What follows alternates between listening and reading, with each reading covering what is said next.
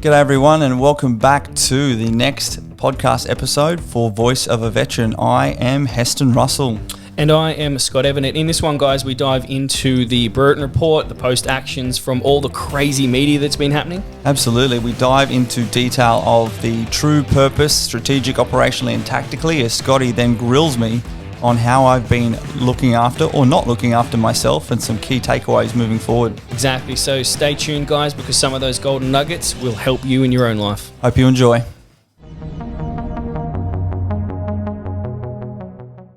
All right, mate. Welcome back, Scotty. Thank you very much. Lots has been going on. Lots, indeed. Lots, my friend. So for those who haven't been tuning into the media, which shouldn't be too many, or may not have been up to speed with the topics that's been going on that we're going to touch on today, right? It's been insanely interesting time for the veteran community in the past 4 weeks, my friend. Yeah, it certainly has, mate. The old Brereton report. It's the flavour of the month at the moment. For those who aren't tracking, 4.5 years ago, Justice Brereton, Army Reserve Major General, was stood up with a team to conduct investigations into alleged war crimes in Afghanistan for the Special Operations Task Group, of which Scott and I both served on. I went there 2011, 2012, and then with the US 2014, and you went? I went 2009, 2011. Copy that. 2012. Booyah, that's right. I came in as you were going out. That's right. You were there with... Bravo. Yep, that's it. Spartans. I was there with Alpha, the Vikings. That's it. And then that report got dropped. It feels like it's months ago. It's been insane. So it's like you said, 4 years, the Brereton report, but the last 4 weeks is what we're speaking about. It's just crazy. So as soon as it dropped, and then it had, the response from the media, kick things off, and then a response from the government, and then yourself. A bit of a triple-headed beast going on. Tell us. It's been a lot. Yeah, well, first things first, we had the Prime Minister come out and warn everyone about these brutal truths and get everyone ready. And, it was very dark, doom and gloom. And then the Chief of Defence Force came out and just wham, bam, thank you, ma'am. Everything from everyone, all over 3,000 members who deployed from 2007 to 2013 would lose their unit citations, which, as we know, includes 20 of our fallen mates, through to disbanding 2 squadron, and through to just the whole thing that is going from an inquiry now to an investigation. It seems that no matter who you are, right, you haven't been affected by this. Yeah, well, the biggest thing for me, and we'll talk about this, risk or threat, risk versus opportunity, it has sent such a huge shockwave through the veteran community, through the current Defence Force community, particularly in the Special Forces community, veteran community. So many guys and girls just having this feeling of abandonment, It was such an interesting time over there in a unconventional counterinsurgency warfare where at the moment you're being measured by black and white standards, and there was so much grey. And as we all know, mate, from trip to trip, there was just so much grey area. And you actually knew the old strategic soldier piece. You had to accept some of these things and make decisions that weren't black and white, and you did so because that's the old Special Forces thing. Oh, it's insane. Like, you'd be a soldier and, as a particular team, not your team, would be out there doing a task on the same mission, and in that exact mission with that team that all 6 members of that team, it's completely different for them. The rules of engagement are the same, yet what happens to them around the corner of this compound can be completely different to what you get on this side of the compound, including those people over there, the Afghanistan people, the Taliban forces, the whoever it is, the insurgents, how they act. They're a farmer at one point, and then they're picking up a weapon, and they're back to being a farmer, or they're, sorry, sir, I don't know anybody. And everything in between. How can you, begin to start, pressing allegations and doing all this sort of stuff? It's just, there's so much grey. There is so much grey, and that's, I think, the key part, and it's so hard not to get lost in all these layers. But first and foremost, the most disappointing part for me has been seeing our senior leaders stand up and want to make such a solid position that really is the old tarring the many for the sake of a few, through to just as an Australian citizen. Unfortunately, this has thrust these conversations into the lounge rooms, into the office places of all Australians, and it hasn't provided them with the full context to it. And I say that as we talk to the veteran mental health space, in that so many of our generation of veterans, their time in Afghanistan defined their entire careers, and loss of purpose, loss of identity, all this. And now they're being forced to have these conversations, even if they weren't Special Forces, they're being forced to have these conversations and help people have opinions on stuff that they haven't been given all the information to. And that's what I was about to say before about no matter who you are, you've been affected, because what happens with these this is shared energy, right? The emotional responses create energy, and the energy within the lounge room changes with each person, no matter if you understand the topic that's been spoken about, whether you know about the grey areas of the military and special forces and operations. Yep. It doesn't matter, because you feel the person's energy change, and then that group mentality, the energy behind the entire country changes, and it's just like, it's freaky. What happens to mental health? What happens internally?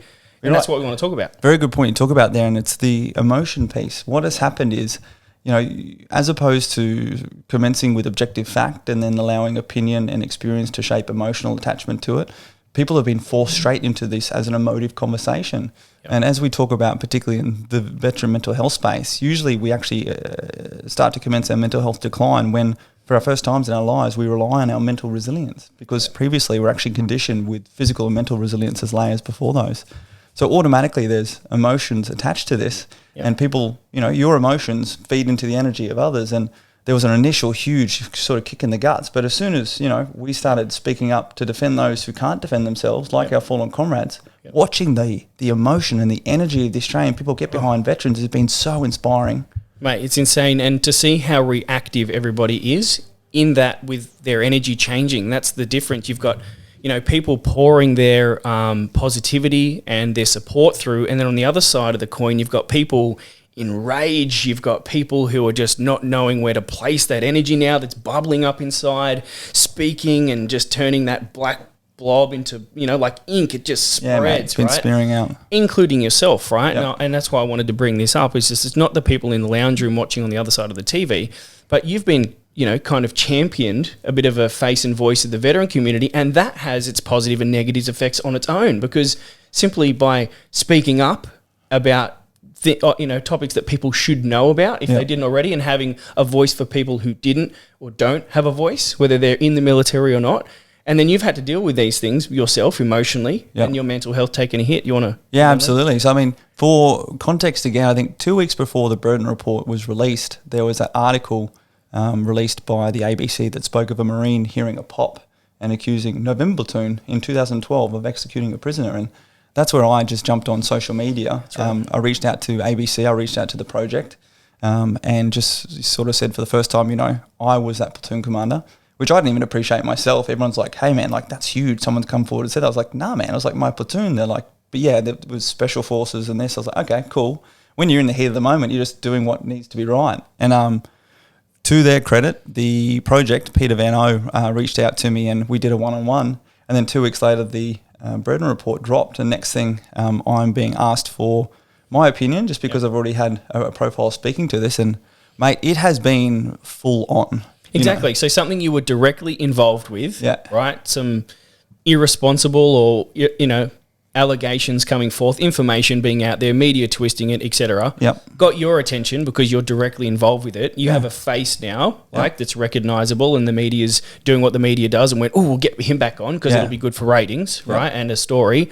And all of a sudden now you're talking about the latest topic, which was the release of the report. Yeah, absolutely. And then there it goes. It's a beautiful fusion of where we've been at with Voice of a Veteran, launched that a month before this happened, with the key part to try and focus on that veteran mental health piece. And all of a sudden we've had the biggest public shockwave bomb blast to go through our veteran community, current and those who have made the ultimate sacrifice in their families. And now's the time to step up to the front, to do what we said before, to lead by example. And I'm just so fortunate that, in crisis, you default to your level of training. And as we've spoken about before, I was been fortunate enough to be put through some of the best training like yourself for over a decade of my life. And now it's just been my huge responsibility and to put my words together, put my emotion aside. And I've been privy to, for those who didn't know, so in support, I've been running around helping as much as I can, whether it's been, holding some cameras, helping, disseminate some information, telling me to breathe. Social media platforms, feeding him, right? Whatever it is, like whatever I can throw support, that's what we do. And I've seen the levels of emotional spikes, the highs and the lows that have come forth from crazy stuff coming out of the woodworks, whether it's being someone overly pouring their heart out in support about this heartfelt story, something that's really saved someone's life, someone's family, to the other end, which is like the media getting a hold of something and you know, Going saying, nuts with hey, that. we're going to go nuts with this. And you're like, oh, God, we've got to put on the brakes. You know, Yeah. people don't get to see everything in between. Oh, that's right? it. And what I do love is, you know, back in the military time, we battle space operating systems and information dominance or influence or information operations or propaganda, and just really understanding that, you know, the media is a tool and actually can be a weapon. But the best part for me, mate, as we've spoken about this a lot, is that first and foremost, I'm back on the most authentic purpose I can find. You know, from accusations coming out against my lads through to those that I see are being bullied by these punishments. You know, and that's the greatest part of my career, was the ability to fly around the world and take the fight to what I call bullies. Yep. And, you know, when you see our senior leaders stand up and paint everyone with the same brush, and we have literally, in Voice of a Veteran, you know, we have over 70,000 people who joined this petition to retain the meritorious unit citation, over 30,000 people who've joined our community online, and every day hundreds, and during those first 2 weeks, thousands of emails, messages, social media, everything, and the outpouring has just been huge. Well, mate, I want to get on here and personally thank you. I do. I want to personally thank you, because I've seen what heat you've copped, and I've seen everything that's come through, including the barrage of support, which is not easy to deal with, because you want to give as much value to these people as possible. You just can't let them go. Yeah. And the time, and I'm going to get onto a crucial word here in a second called sacrifice, but we'll get to that in a second. Yep. It's just, actually, no, let's hit that right now. Sacrifice, right? And for those who don't know, more specifically, you know, your self-sacrifice over this period. This isn't about putting you in the light. I just wanted to shed some light on that, you know, that people don't see. No, absolutely. And, you know, service outside of self, authentic purpose, others. You know, this whole piece whereby as professional military people, we are indoctrinated and thrive on doing things for others and putting others and the mission and everything before ourselves. And all of a sudden, in a very public way, I've had the mission provided to me, and the purpose provided by all those who have come forward and asked for me to help speak out and support them. It's not all veterans, that's the key point to know, but it's the majority of veterans who are reaching out to me. And there's families of the fallen, you know, who immediately contacted me. And it is so empowering and amazing to feel that purpose and to feel that responsibility. Like, you know, I struggled leaving defence when I wasn't responsible for anyone but myself. I am my best when I'm responsible for others. And it's not entitled, it's responsible for others. And all of a sudden I'm back in it. But it went through such a hyper thing, you know, from like getting 3 o'clock phone calls, can you be on the TV at 5 a.m. through to, and just the conversations are emotive. And some of the media is sitting there, their purpose is not information. Their purpose is to slip you up and get a grab that they can then put over the headlines and try and show the Australian public, see, this is that emotive response that potentially made them commit war crimes overseas. And all these things are going through my head, through to the way in which you're presenting yourself. I don't want to be seen as an arrogant SF guy. I want to be seen as an Australian guy who sort of did his duty. And I want people to join our Defence Force. I want people to embrace our Defence Force. And that was my key worry, is that people lost their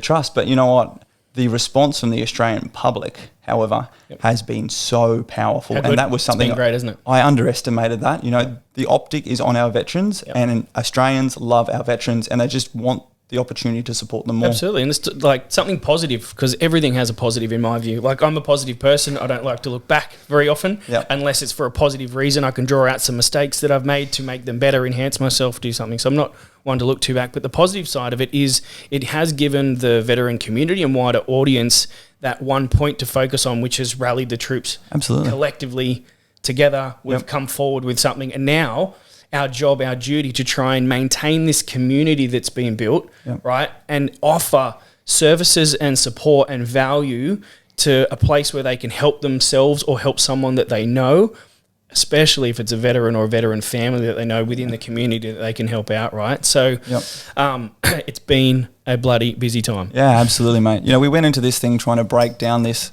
narrative where people think veterans are wounded or injured or ticking PTSD time bombs, through to just that lack of understanding of what we did in Afghanistan, period, which was just, unfortunately, it's all coming to the surface. So you've seen it, and Scotty's helped me really like compose myself and talk, and like he said, even feed me breakfast. And that article in the newspaper was written on his kitchen bench after a Scotty omelette pizza. But it's just that composure to make sure we're trying to even the progression of the narrative, you know, there's the immediate defence for those who can't defend themselves. We launched straight into the meritorious unit citation, and within 1 week we had 50,000 Australians signed up to it. So it's fantastic to feel like, hey, you know, an authentic voice carries its own authority, an authentic purpose will push you through, and that's been so inspiring. But then as it's gone on, and, you know, then the media, some of the elements of the media have been super supportive. Others have been looking for those little hiccups and starting to pry into my personal life and all that sort of stuff. I also see something else within the community and the wider audience of Australia that's always, you know, applaudable, which is leadership and quality leadership, and leadership on a level that isn't seen all the time, because political leadership is completely different to what you see in the military. You know, I'm talking about team leaders, platoon leaders, and that sort of leadership.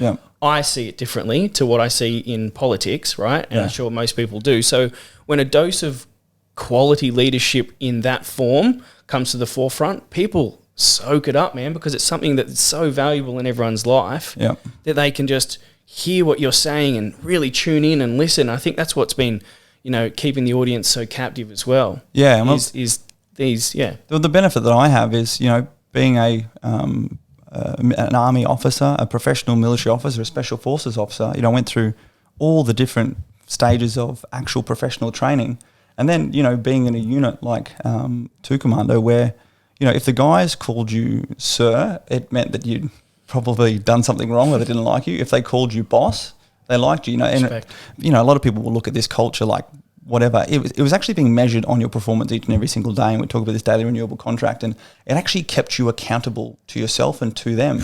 So you started to learn that responsibility through entitlement, which is a lot of what we see, unfortunately, in the political game, because you're playing political games, political party lines, all this, is actually leadership based on authority, and it's destined to fail. You know, authority at the end of the day comes down to a fear of accountability, and if something becomes more scary than your accountability, then the person falls off. Whereas leadership by example, and I'm not trying to stand up being a leader, I'm trying to stand up and do what I need to be done. No, mate, but that's another battle that I've seen you, you know, it's another storm I've seen you weather, is that there's different leaders out here, both still in the military especially and out post-service, and what leaders are stepping up and what leaders want the voice to be speaking, right? Because you've had leaders, you know, come to you and say, this is kind of where we should send the narrative, or, you know, well done with this or not well done with this, and people popping their head up. I mean, that's another stress for you to take on, is like, you're not speaking for everyone. You never said you were trying to, but just by the situation you are, and funny enough, the people start rearing their heads out. That's it. First and foremost, everyone knows, you know, I hate generalisations, and to say you speak for all veterans is a lie. But I tell you what, I speak for 20 or 30,000 veterans and their families who've contacted us directly and given me permission to do so. But it's even internally. So since leaving the military at the start of last year and going down my mental health spiral, a big part that I struggle with was actually self-confidence, that self-identity, not having that extrinsic purpose. And so as soon as, you know, I sat here and I watched people like, you know, the 4-star General, Chief of Defence Force, General Campbell, get up there, and our Prime Minister, and then the Chief of the Army, you know, very senior decorated Special Forces officers themselves, you know, and then I have the media asking me to comment about it. You know, you're back in this place. You know, I'm back as, like, I retired as a Major Heston Russell, and then it was actually through just having some fantastic people around me, and we just start talking about facts, not entitlement, responsibility, not rank. And it's like, hey, leadership 101, you know, you support your guys. That doesn't mean you cover up things. That doesn't mean that you don't hold them accountable, but we also live in a democratic system, and to stand up and say, you know, essentially these people are guilty before actually being tried in court. And not only these people, but all these other people. You know, the worst thing I've ever seen junior officers and junior NCOs in the Army do is collective punishment. It's like, hey, if someone did something wrong, don't stand up in front of the whole platoon and tell them to do this. Go to that one person. Don't bring negativity to every single person. And all of a sudden we saw it at a national scale and then an international scale. So that's when it's like, hey, look, enough is enough. I have the responsibility to do what I can do. And the biggest lesson I keep taking away is stop being the only person to hold yourself back. Stop being the only person to hold yourself back, especially when there's like tens of thousands of people saying, hey, we've got you. That's where, you know, I have to have those moments. I have to talk to people. You know, it might look nice and polished on there, but that's because I'm putting every energy into it. And behind the scenes, there's a lot going on. For sure, man. For sure. I want to talk more about those moments, because that is what I like to bring to the table are those actions on that the everyday person, anyone in a mental health crisis or anyone else that's suffering in any way, what are your actions on? What do you do in the morning? Like, the things, the routines, the people, the support.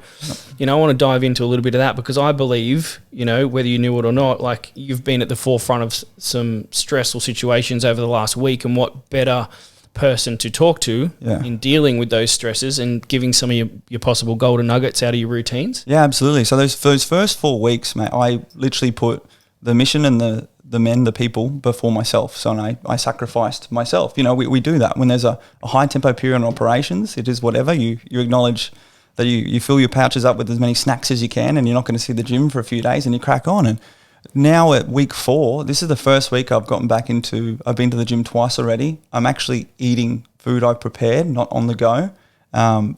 Literally even in my own body shape, I put on a few kilos last week. I've got 4,000 more grey hairs, but my sleep has been terrible. My anxiety levels have been huge. I take medication for depression and anxiety, and I see a psychologist and a psychiatrist each once a week, and I've had to speak with them, and I've had to delve back into my breathing techniques to help almost stave off, not panic attacks, but wanting to scream at the moon and rip the handle off my terrace out there. And just taking that self-care time. And what I've failed at is being proactive in my self-care. I've been reactive, and I've only attended to it when I was at sort of breaking point. Yep. So I'm hearing multiple transitions here because your number one transition has been from military to civilian, right? And then you talk about finding purpose and identity, and that's what we talk about with the transition. That's one of the biggest threats, right, to everybody, is finding again the purpose, finding again your identity, and then transitioning into a new role, a new script for yourself, right? Yeah. So I know for a fact that when you transition from anything, especially if it's been a very active something, you get depressed after it, right? I'm talking about, you can talk to actors, for example, who have been on set for a set period of time. After that movie's been shot and filmed, they go through depression after that, okay? Military, on a huge scale, same. And what about yourself? I'm going to bring it on again, because over the last month, have you felt more depressed this week, as you've mentioned, and beyond, because it's died back down? That's really, really good questions, mate. Stepping even back to the purpose piece. Actually, no, I'll answer that question first, otherwise I'll lose myself. There was a bit of a lull a week and a bit ago where it was the first 2 days. It was Monday, Tuesday, and then Wednesday. I went down to the Waves of Wellness group that we're doing down at Bondi, and I sat there with the group. We do like a bit of a chat beforehand, then go for a surf. And I was like, it's been so hyper this last 2 weeks, and I've loved it. Like, I've been back on my game. My head has felt all together. My purpose and my identity have been all put back together. You're banging it in again. Yeah, exactly, mate. Back on mission. And then all of a sudden, there was 2 days where I woke up on time without having people trying to call me for an interview in the morning. There wasn't an article I needed to write. There wasn't anything I needed to do. And just, it went quiet.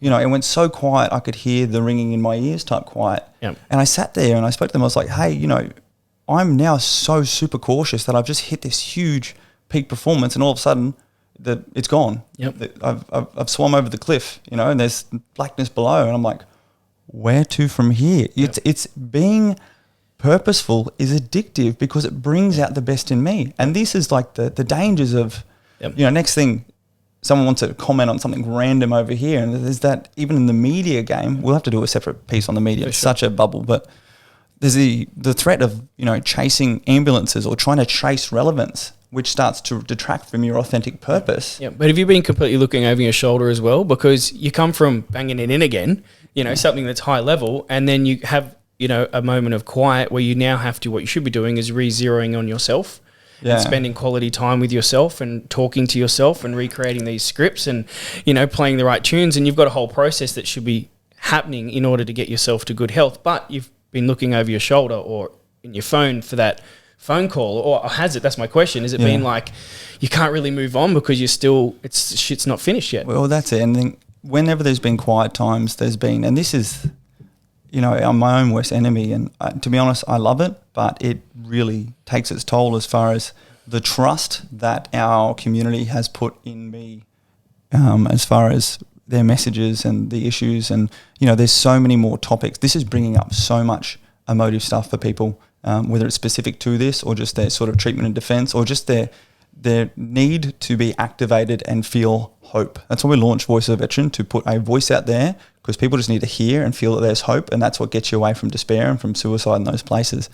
And the stories and the emotion and the purpose and the responsibility people are putting on me makes me to be my best person, but at the same time, I then put huge expectations on myself. So spare time, I'm writing things down, I'm going over more information, I'm trying to pull apart all the different layers of messaging as I learn more. And I've had some great mentors recently in this media piece of having to make bite-size, plain English speaking key messages, and not trying to sound like prepared key messages. Yep. There's just, my head is just a maze of self-imposed responsibility, trying to demonstrate the best of what we are and have been trained to be, not let down those who have put trust in me, try and maintain the trust, or at least improve the trust of those Australians who might never have liked the military beforehand or now being forced to make an opinion. Yep. Make sure I don't give the media anything to come and stab me in the back with. Make sure I'm not saying anything that could impact on my family. I've had to have conversations with my mum and my sister like, hey, this is proper real world conversations. And unfortunately, guys like you and I have seen how much actual evil there is out in the world. And we volunteered not only protect our country and its people from that physically, but from mentally and emotionally, just knowing some of that stuff's out there. And unfortunately, we know it's out there. So I've got them going through actions on and contingency plans. It's a whole new battlefield. That's all it is. The battlefield has changed, right? It's at home and it's vulnerable. So have you been able to draw clear lines within yourself that there's family Heston? Because is political Heston or business Heston taking some of this work home with you this Christmas, right? So I want to make sure that as a mate and anyone else that's listening in the same spot, that you can draw lines between it. You can emotionally detach from a specific role that you've been playing and responsibilities, and sort your shit out in a new one, right? So this version, which is, now that your new purpose has been, absolutely amplified, you're like, business Heston should be like on fire, right? Yeah. I think he is, and he really fucking enjoys it, right? Yeah. And then you've got family Heston coming up over the Christmas period. Yeah. And you've got a little touch of political Heston over here. So, and this is the huge learning curve. I like to say there's no political Heston, there's just Heston. But I even remember back in my commando days, the guys would say there was Heston and Hesto. Heston would stand up, and I love giving my orders and memorizing my mission statement and things like that, because the way in which you deliver what you deliver is what gave the guys or girls confidence in you then stepping out onto the field of battle, essentially. And being able to do that is where I am my absolute best. And it's so, the biggest thing I've always struggled with, mate, is actually separating those. My identity has always been what I'm doing. And like I was saying before, I'm finally thrust into a very public way where all of my identities are pushed together, and I'm back serving. Yep. And furthermore, that identity, like my deployment to 2012 was the highlight of my life, because I got to work with and lead, have the responsibility for, a platoon of the best people I've ever seen in my life, because they risked their lives every day and didn't fear for risking their lives. They feared for failing their mission. They feared for letting down the people next to them. And the things they did, mate, would make, people's toes curl, the risks that they faced. But as you know, then coming back and just being friends and social with each other, and just there are bonds that you can't break. And then all of a sudden, when that's attacked publicly, that's been the most hurtful thing, and that's what's really pushed me back into doing what needs to be done. But I struggle greatly. On deployment we'd go and then we'd come back and you'd have decompression. I struggle so greatly with separating business from personal. Yep. And to be honest, at the moment, I really appreciate it that I'm actually not emotionally mature yet or stable yet to actually be able to do that. So that's where I have actually had to reach out and ask others, and to get them to keep track on me, and to hold me accountable, because I'm not good at doing that, and I will just lose myself in a hole. There we go. So that's something, a key point for people with, struggling with identity. Firstly, do you compartmentalize the different versions of you, or it's one and you've got manageable, It's a mess. It's an absolute mess. Yeah. And you just mentioned your supportive systems. So you've got someone keeping you accountable, or multiple people for multiple roles. Yeah. I think even the key thing that also weighs on my head at the moment is I finally feel like at least 80% of my brain and heart is all back together and united on purpose, be that productivity, be that the level of confidence that I'm pretty happy with what I'm doing at the moment. And there's also this fear in the back of my head that if I don't maximize it now by using my spare time to write down things, that it's going to pass. Because, I've, even over the last year in my mental health spiral, I've suffered from short-term memory loss, which is a build-up of stress and things like this. And I literally have these periods where I'm afraid that I'm going to lose this. I was shitting myself thinking about doing podcasts. Do you know why? Because the short-term memory loss kills your vocabulary. That's the perfect word to start over. Didn't that work out well? Right? So same thing. It's just like, I know the level of intelligence I have, but getting that out sometimes, the brain isn't functioning properly. The firing and wiring that my brain currently has used to have more. Yeah. Right? And those circuits closed down. I hear you, man. All right? They used to be more. And I totally get you. You've turned on the sands of time. The clock is ticking. Yeah. I've got to get this done before Heston shrivels away and turns into a, what? That's it. And I think a huge part as well has been, particularly in the military, in my role where I was at a great level of planning and leadership performance, I always had an awesome team around me. From my platoon sergeant to my senior team commanders to, CSM, other platoon commanders, and then also like your specialists, your SIG, your medic, and just those people who also invested in you personally. Like, from my SIG Scotty to like getting me breakfast through to, Doug checking me on things and, Griffo just being hilarious. It's scaring the crap out of me. Not having that team here and now. And then even, we'll speak about this and we've spoken about this before, I was literally drowning in success at the same time where I also had to be so careful with who I was keeping around me. And, there were some key specializations, particularly in the digital space and some of the other capabilities we need, who, some very high-performing people and capabilities immediately reached out to me and like, hey, we can take this off your plate. We can help you with this. And I started to surround myself with people who were good at what they do but weren't necessarily the right people for me. Yep. And that's nothing against those people. Yep. I actually had to, and I spoke to you about this last week, I had to go back to Selection Principles 101 and keep the people around me who were the right people. Yeah. Not because of what they could do. Absolutely. Completely different. Not completely, I can't say completely, but different to the military, different from your team. Yes. Because your team all have specialties within your team.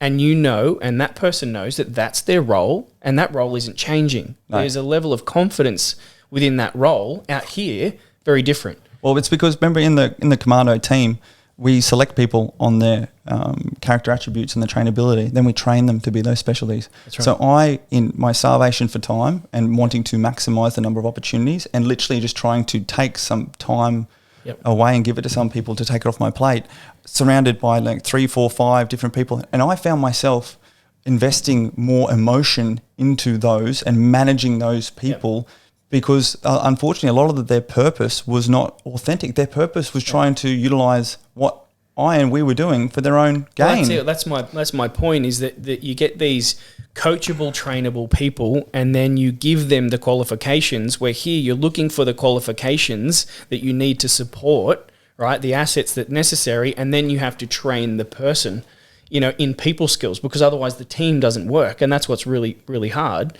is that you don't have the left and right of arc keeping them accountable to staying there. If they want to move a little bit more right or a little bit more left or a little bit forward or stop altogether, they can do that. So you've got to, as we've found out here on this particular battlefield and in business, is that you have to find the people who are willing to stick around and support and for the right attributes of them and help them get qualified. If not, try and find someone with both. Absolutely. Surround yourself with the right people. And this comes down to, we have to do a session one day on culture, personal ethos, values, just alignment in mind, body and spirit. And I have to give a huge shout out to Scotty here and Sam Assa behind the scenes, as far as helping to provide me with a buffer and support for 70 to 80% of the shrapnel that's been coming away, let alone the direct attacks, and helping to sift through what has been a hugely rewarding and responsible influx of information, emotion, and even through to, just being there to listen to me when I'm going 100 miles. Is that all?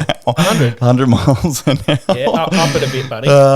Dear. Through to sitting there with me as we're being grilled on international media in interviews that we didn't know were coming. Yeah, that's right. But haven't you heard, mate? I'm good at catching shrapnel. Oh, yeah. Got a bit of that going on. Scotty's still got a bit of shrapnel in his face from his time back in Afghan. That's why he still maintains his beard. And that's another story to come. But I know what is needed. Like, I've felt it on the worst end of the scale of like supporting assets, like people being able to lift some of that weight, you know, to give you that space to breathe and opportunity to get your foot off the gas and have a think and come up with some better decisions, especially in a leadership role. It's what you need. And haven't always found the right people to do that for myself. I don't ask for help very often. Absolutely. Funny enough, I'm training a lot, but not asking for help. Same. And you feel guilty. Like even with you, mate, you know, we had such huge plans to crack on with this podcast and other voice of veteran stuff. Key resources we wanted to get out to those who were suffering from this loss of identity, loss of community, loss of value. And then all of a sudden, you know, I have you like making me breakfast while I'm preparing for an interview and stuff. And I feel like I'm sort of degrading you. I feel like, and then you're like, hey, shut up. I love this. Like, let me help you. Love it. We share the same love language, right? We know this now. Acts of service. 90% of military people do. Yeah. And what's funny is that, you know, guys, some of the heat that I've taken in the past on being on social media and kind of leading the way in that respect, because not many guys before me, I don't know if any, put themselves on social media. Just Commando Steve. That's about it, probably. No, yeah, right. Yeah. And especially with no shirt on, you know the shit's gonna fly, right? Yeah. But I've forgotten. No, you're good. It's as far as like I was saying, not feeling bad about allowing you to help me, and you know that's what I was gonna say. Is that we don't actually like receiving help. Like we don't actually like receiving the honors. We like helping people. It's acts of service and then appreciation of those acts of service. Absolutely.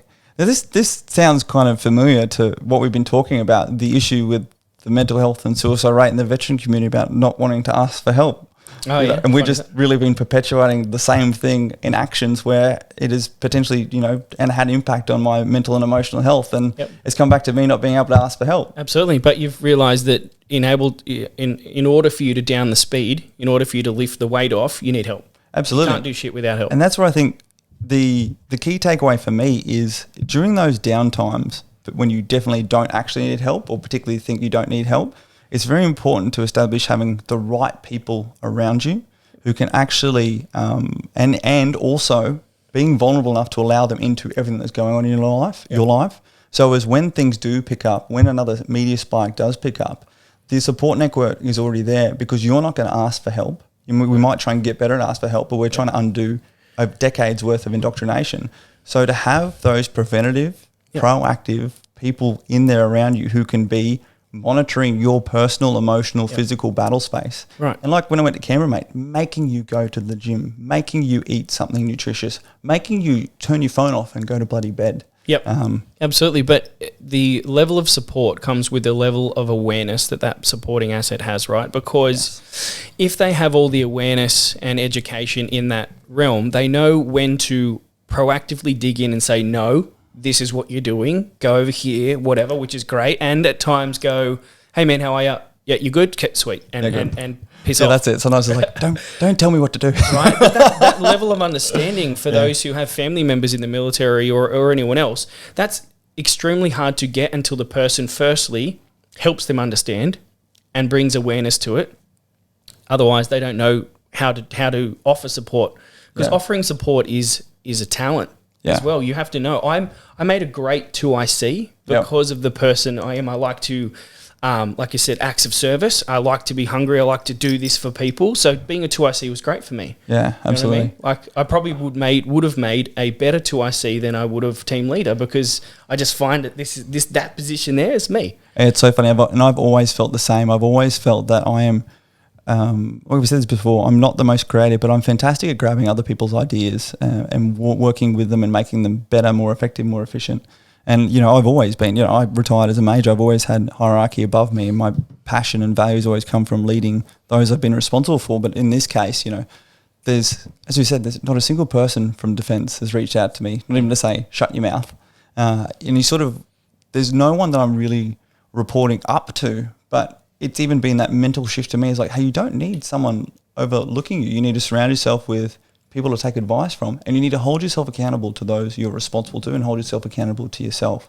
So it's been huge for me, even coming to that mental realization that you don't need to have that capstone on top, because that's actually so much of the issue we're seeing here at the moment. Yeah. Too many people are playing up into politics and positioning and losing their true purpose and actually devaluing their people. So I now have this newfound confidence in what I'm doing based off, again, what I've already known, that intrinsic purpose, that motivation, that is responsibility down with, through, and as a collective team doing what we're doing.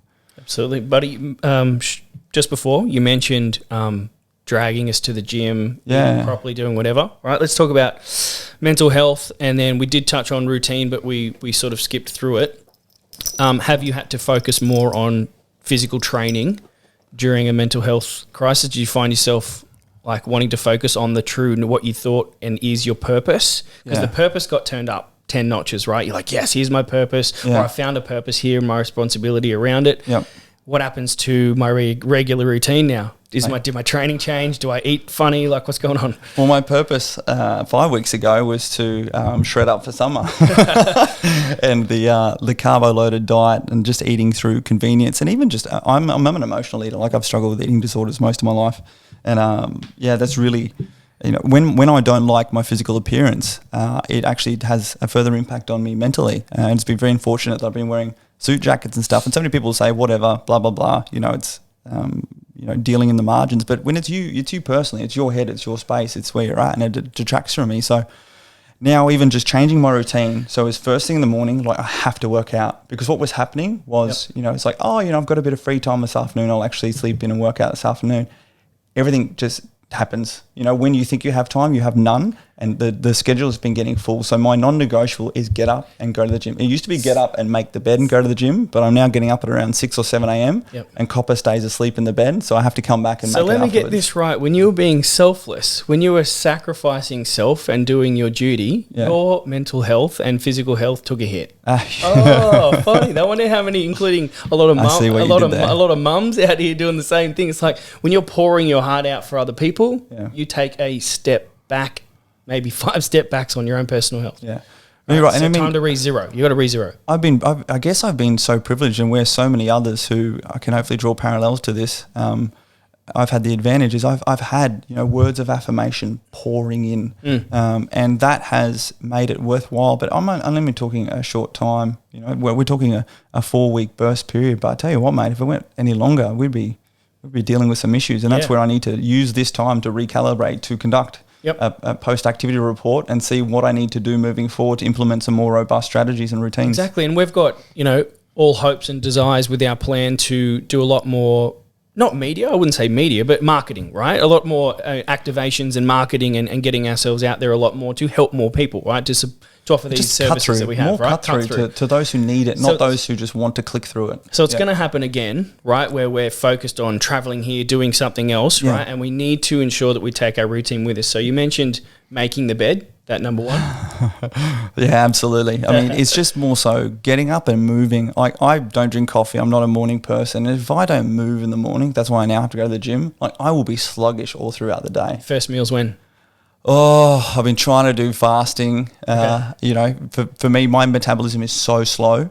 So for me, it's usually trying to be a midday or a 12 p.m. or 11 a.m. sort of first meal. Yep. And heard you say that you're, carb hungry. I love carbs. I love snacking. And if I particularly emotionally eat or eat on the go, as we know, for some reason, like most things that are easy to good on the go are carbo loaded, and my body just loves to hold on to carbs. So I've been trying to cut back. What's your energy levels like on carbs versus have you gone down the fats route? Carbs makes me much more sluggish. Yeah. Okay. But in particular, even then, just like portion sizes, mate, I'll binge it because I'm like, right, I haven't eaten. I was not eating until like the evenings, and then just smashing in a huge meal and just being a beast, and just, really affecting those energy levels. Yeah. Yeah. See what's a common theme with, it doesn't matter if we're talking like the political, we're talking about this stuff right now, which is, mental health and the physical health, is being reactive versus proactive in the mental health space as well. Like, it's exactly the same thing. So if you want to not, cast out and have a bit of forethought into what's coming in the coming weeks or months, guess what? You're going to be reactive, and you're going to cop a lot of you know, I don't know, you're going to degrade a lot, right? So if you can just pitch forward. So coming up onto the weekend, next week and the next few weeks look like this, and this is what it should be, a clear plan. Like, my physical activities will be these, and I'm going to these locations and conducting this. Yeah. You know, my eating routine, little AAR back here. What's my new eating routine? You know what I mean? Like, we've got to move forward. So you just got to have that space. Well, the best thing to have is, you know, in the back of my head, I'm always good at planning forward, and knowing we have sort of Christmas and New Year's coming up, I sort of know, and it's been calculated that I can sort of burn myself out, because then I'm going to head up to Brizzy with Mama Duck, and she's going to, you know, feed me all the good stuff and be able to go to the gym and do all that. But, you know, that's very fortunate just given this time and space, but that's not sustainable, you know, particularly if we hit next year on the ground running. I need to definitely have those pre-established routines in place. I want to see some. I want to see some. Now, I'm putting the pressure on you as well as me, because myself, I just thought I need more pressure. Good. Yeah, for sure. But you've got some pretty killer support, right? Yeah, so right. So guys, I've got a busted leg at the moment, busted wing, right? So yeah, we're gonna have a good chat about that on the next one for sure. So I've got just had knee surgery, but what I have been doing is training. Yep. What I haven't been doing is put enough of that on social media. Been running around doing other things and not focusing on myself. Yes. Right. And you'll see that reflected on my social media. It hasn't been up, but I have been training. I've been non-stop training, even with a busted wing. And I've had a lot of veterans reaching out in the past, and even got a mention on a podcast with guys seeing me train, because people find it hard, and guys in a mental health space find it hard to train as it is. Yep. And I didn't realise that they saw me training even with a busted leg, going, he's still training, what are you doing? And I never even thought of it from that angle. But that's what I wanted to put a little bit of pressure on you, is just like, now we've got some space to train. Yeah. Let's try. And even that, mate, there's so much to talk about, even on the social media side of the house. You know, I've sort of felt myself with all these eyes now looking on me, and I used to enjoy being a bit more cheeky and playful on my social media, and, you know, even just posting it, or just taking a bit of a post-gym session, and I've actually found myself not being authentic with my social media, because I've found myself almost sort of playing that politics. And then all of a sudden, you know, post something about doing box breathing or doing workouts, people are like, oh, it's great to see, you know, the actual, you know, real human side of you as well. And I was like, Correct. And again, it's this energy you're putting into trying to be inauthentic. Yep. Just stick to your guns. No, you know, not everyone's going to agree with it. Haters going to hate. Yep. And that's great. They can do that. For those who need it, they're going to hear it. And that's where the impact is. And that's what, you know, if anything, takeaways the last 4 weeks, you know, authentic purpose, stick to it, be true to yourself, and those who need it will take it. Well, those who don't will come out and attack, but let them do that. See, I think I'm pretty good at recognising what makes people excited and brings their best self to the party and their energy and stuff. And I've seen that in you, and that's why I wanted to publicly put the pressure on and be like, not in that way, but just in like getting back to your own routine and sharing that. Because for me, that's super helpful and super motivating and whatever. The issue for me is actually my time at the gym is so critical to everything, physical, mental and emotional health. The time just being able to put your earpods in and just tune out and go through, you know, a physical activity. But the issue for me is that's actually when my creativity hits. You know, you and Sam will get messages from me at the gym. When I'm there working out, it's probably some of the only time that I've been able to, through physical exertion, move a lot of the cloud and clutter from my mind away. And next thing, I'm into my phone writing notes. Do you know why that is? No. So in that moment, you're able to combine a couple of things, which is in a heightened emotional state, right? And clarity on, like, in that particular moment anyway, clarity on your purpose with a heightened emotion is a very good creative platform. You're right. Right, so in that moment, you're creating in helping your own health. Yeah. In the gym, you're not thinking about anything else. That's the most important part. Yeah, that's it. Right? Creating and then some space. What starts to happen is more creative powers and energy towards what you're already doing, which is improving your own health. Yeah, got it. Improving your own position. You're no longer in survival mode. Yeah, true. I'm in proactive mode. Exactly. Yeah, no, I mean, it's been so interesting for me. But even then, there's been that battle of, hey, no, you're working out. Relax. So anyway, still trying to find that balance. That's when you need an oppo. Yeah, right. I do. I need a good gym buddy. That was almost a slip of the word there. Yeah, good to go. And even, you know, when we went down to Canberra, you know, Scotty made me go to the gym and, you know, actually working out hard. You know, when you're stressed out, and I find myself, you shallow breathe. You know, back to rule number 1, when the guys passed the selection course, we sat them down and did a lesson. I'll have to get Gemma on one of these podcasts talking about stress recognition and regulation. And breathing is so huge. The yogis have got it down pat. And I sit there and I just keep shallow breathing. And you literally feel that the tension, the cortisol, everything building up in you. And when you go and exercise hard and breathe and sweat, you're forcing your lungs and you're actually breathing deep and heavy. There's all these physiological impacts of just actually exercising that have an impact on your emotional and mental state. And every single person, I know we're beating the same drum, but I just need to keep practicing what I preach and focus on, if there's one thing you try and do at least every day, it's go out there and exercise. Yeah, absolutely. I think when you are in a poor mental state, you believe yourself to be weak. And it starts from the inside out. You think you're dropping the ball on a few things, you feel weak, right? And then you go to the gym, and that's what a buddy, an oppo needs to do, is to force on that hard session. And don't start it immediately. Don't be like, okay, whatever, and crack straight into it. But those few extra forced reps that started to happen, throw in that extra round, throw in that extra activity. Now it's not a superset, it's a giant set. But by the end of it, you're like, that was hard and exactly what I needed, because you need a strong mind to actually get through that. And your ability to reattach with some confidence around your strong mentality. I've still got it. I went through the hard session. It was great. Where's my next one? You're leaving on a positive foot, not a negative one. Right. And the biggest thing that I've learned is that, particularly when it comes to my self-support, my self-survival, my proactive self-care, I need others to help me be accountable. That session with you at the gym, actually working out with someone, you push yourself so much harder. And it's actually okay for me to appreciate that I actually need that help and support, and to tell people that as well. And it's not like, I need help and support in my life. Even just break down those areas that you really do need it. It's like, hey, look, that's why people have a gym buddy. Have someone who helps them with their diet. Have someone who, helps them with their meditation or their, mindfulness or whatever you need to do. Just identify those people while you have the downtime, even over this Christmas, New Year break. Identify those who provide you with that personal value and complement you physically, mentally, and emotionally, and put them in your recall list. When you have any issues that spark up, keep them informed. Do you know it goes both ways? I've always said this. So I might be the person that's putting the session on that particular person this time, but reverse it. When you learn something is when you start to coach it. When you start to train other people in it is when you really, really learn it.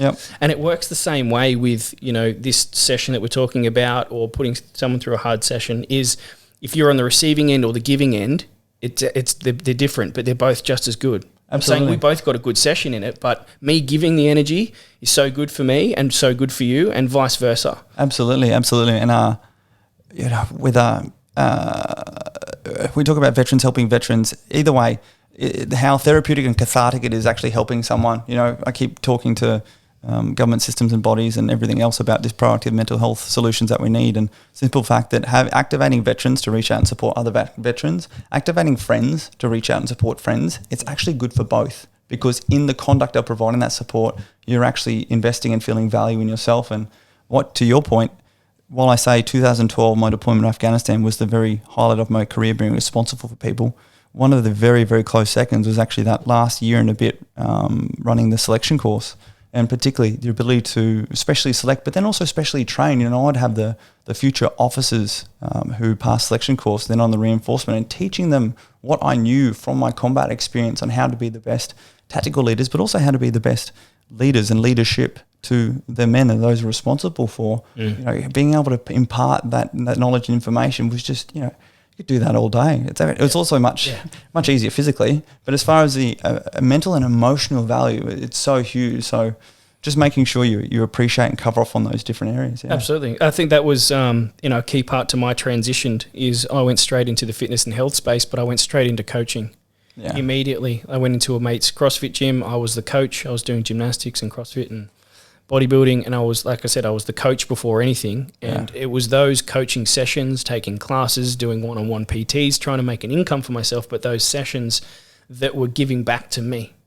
Because you couldn't sit there and be like, wow, poor me, or have any of this, victim mentality going on when you're 24/7 passing on positivity and trying to build someone. It also gives you that purpose outside of self again. Exactly. Others are looking to you for responsibility.